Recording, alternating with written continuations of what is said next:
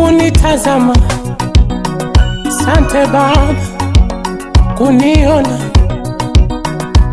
Wewe ni Mungu, licha ya yote Baba ukasimama.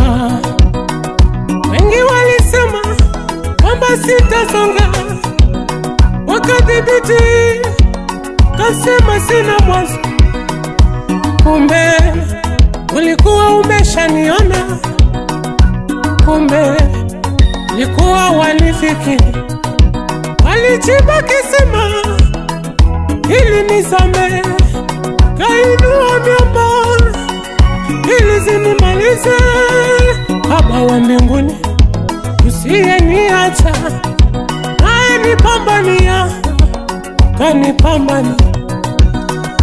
Acha niimbe sifa zako, acha niseme yale umetenda, acha niseme bali huu nimefika.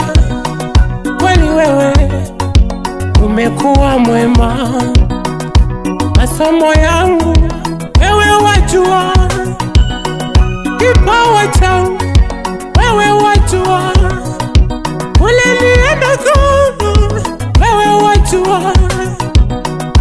Acha niimbe Baba,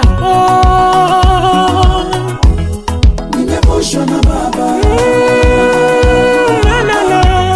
nimevushwa na Baba, nimevushwa na Baba, haleluya.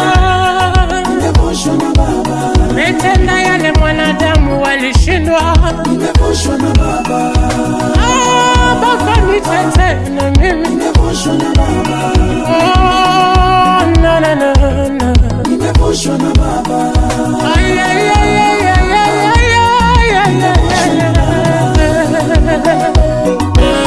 Asante Bwana, umeweza kunichagua kati ya wengi. Baba inuliwa, watazame wanaolia pia, wanaochekwa na kusamewa hawatafika.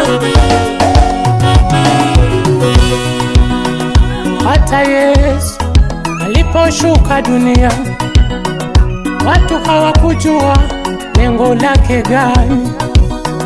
Hata Yesu alipotumwa na Baba, watu hawakuelewa lengo lake gani. Wakamdhihaki, wakamkosea heshima, kumbe aokoa dunia. Katika dunia ya leo weza mchukia mtu, weza kumdharau mtu, kadhani hana mbele, kumbe thamani yake kwa Mungu, kumbe thamani yake kwa Baba. Daudi alikuwa mchunga kondoo, nani angejua angeweza inuliwa. Alidharauliwa na jamaa zake, hawakujua amebeba nini. Yusufu na nduguze wakamchukia, hadi wakadhibiti kumuuza. Lengo lao hawakutaka kumjua, kumbe walikuwa wanamsogeza, kumbe walimkuwa wanamuwazia mema.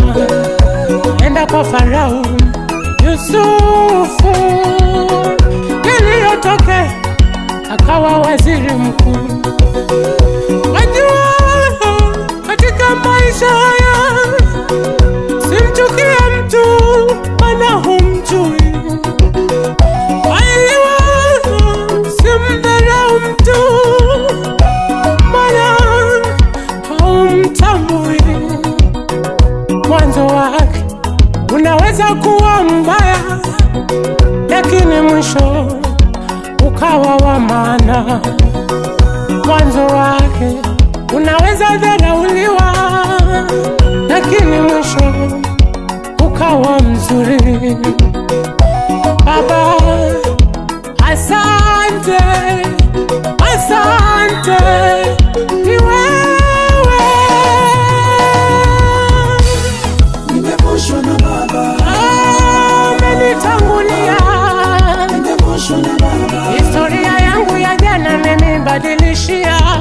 nimevushwa na baba.